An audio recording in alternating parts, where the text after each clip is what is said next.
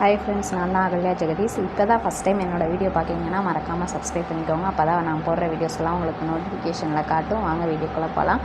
என்ன வீடியோ அப்படின்னு பார்த்தீங்கன்னா, நாங்கள் கன்னியாகுமரி போன வீடியோ தாங்க பார்க்க போகிறோம். எப்போவுமே நிறைய நாள் முன்னாடியே பிளான் பண்ணி எங்கேயாவது போவோம். இன்றைக்கி சடனாக பிளான் பண்ணிவிட்டு கன்னியாகுமரி கிளம்பி போனோம். அந்த வீடியோ தான் பார்க்க போகிறீங்க. ஃபஸ்ட்டு நாங்கள் ஜங்ஷன் போயிட்டு ரயில்வே ஸ்டேஷன் ஜங்ஷனில் ரயில்வே ஸ்டேஷன் போயிட்டு அங்கே இருந்து நாகர்கோவில் போனோங்க. நாகர்கோவில் போயிட்டு அதுக்கப்புறம் அங்கேருந்து பஸ்ஸில் போனோம். கரெக்டாக 2 ட்ரெயின் இருந்துச்சு. கரெக்டாக நாங்கள் போகிறோம், ஒரு ட்ரெயின் போயிடுச்சு. அதுக்கு அடுத்து நின்று ட்ரெயினில் ஏறி உட்காந்தாச்சு. ஃப்ரீயாக தான் இருந்துச்சு.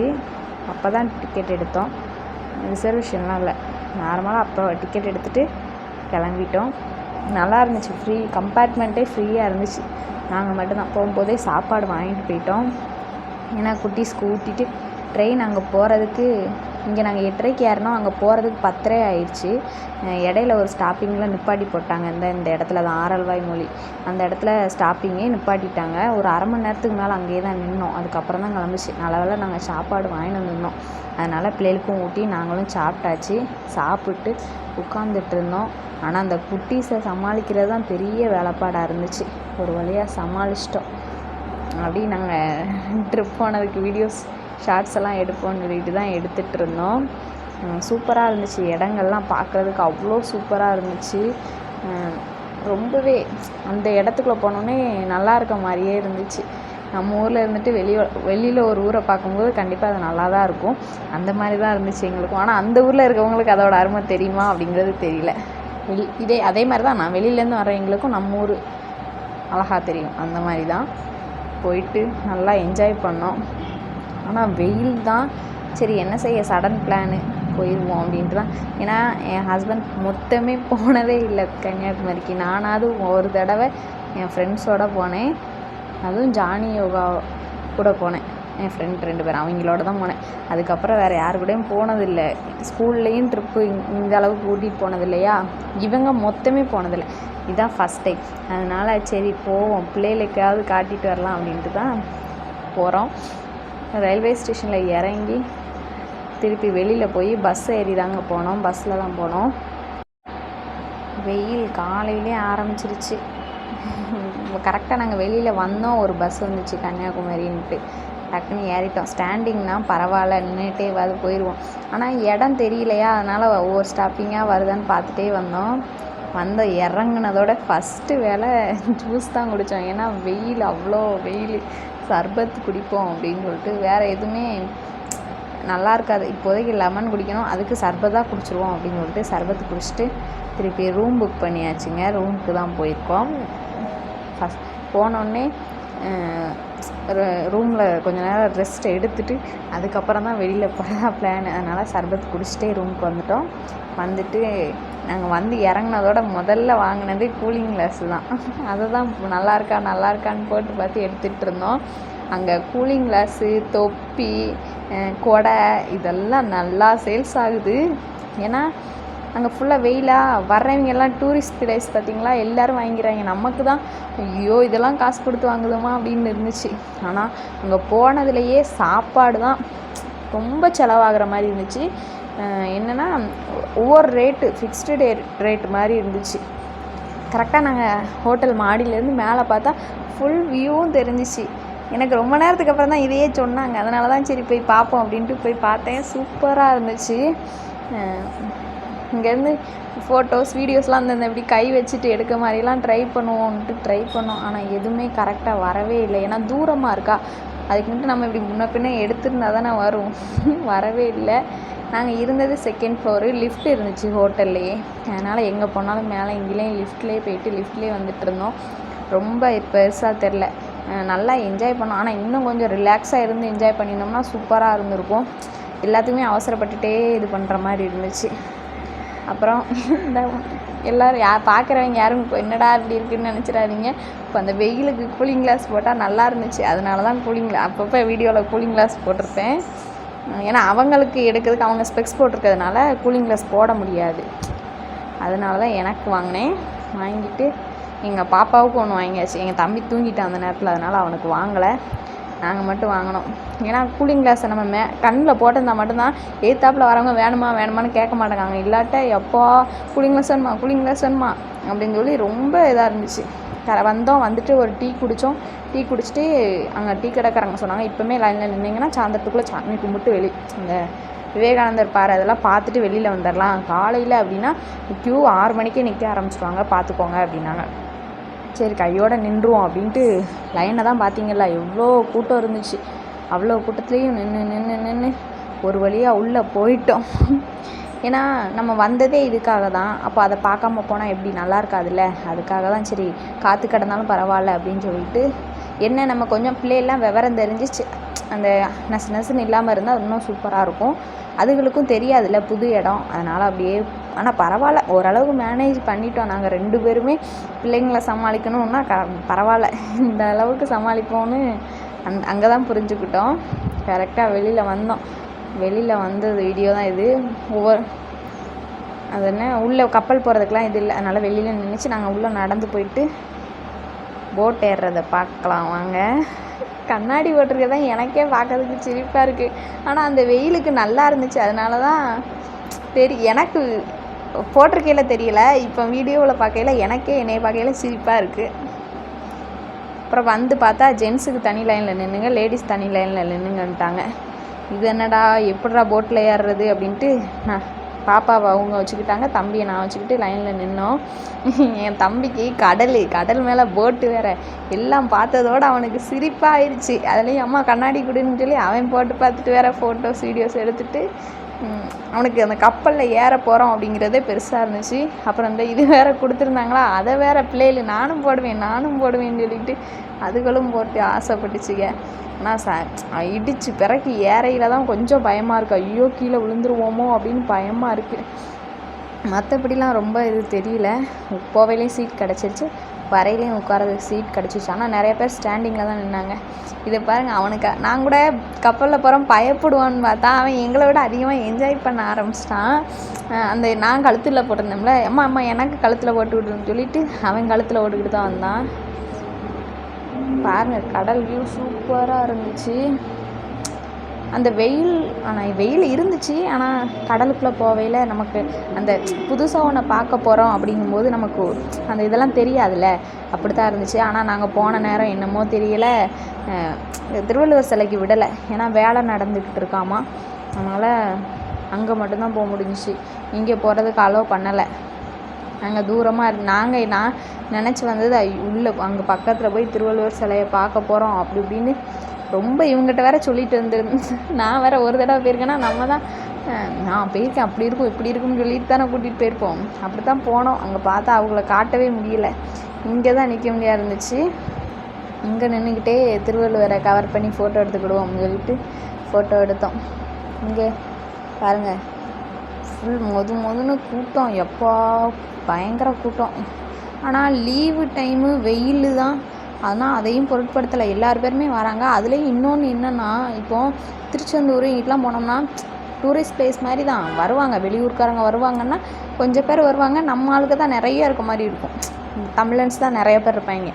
ஆனால் கன்னியாகுமரியில் ஃபுல்லாக கேரளாக்காரங்களும் வட இண்டியன்ஸ் தான் நிறைய பேர் இருந்தாங்க. நம்ம தமிழ்காரங்களை எங்கேயோ ஒரு இடத்துல தான் பார்க்குற மாதிரி இருக்குது. கடை வச்சுருக்கவங்களும் சரி, கடையில் வேலை பார்க்குறவங்களும் சரி, எல்லாருமே ஹிந்தி மலையாளம்னு பேசுகிறாங்க.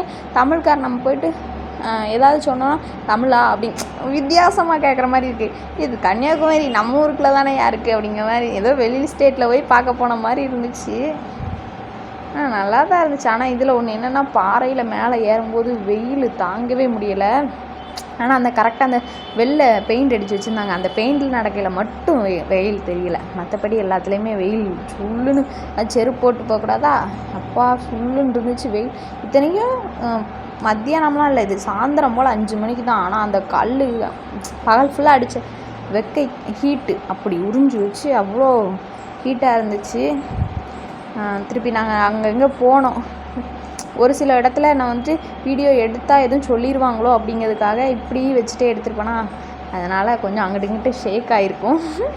பார்க்குறவங்க கொஞ்சம் அட்ஜஸ்ட் பண்ணிகிட்டே பாருங்கள். இது உள்ளே போனோம், அமைதியாக இருக்கணுமாம்மா. அந்த இடம் தான் கொஞ்சம் ரொம்பவே ஷேக் ஆயிடுச்சோ. இது அவரோட சிலை வச்சுருக்காங்க. சிலை ஆனால் நல்லா இருந்துச்சு உள்ளே போய் பார்க்குறதுக்கு.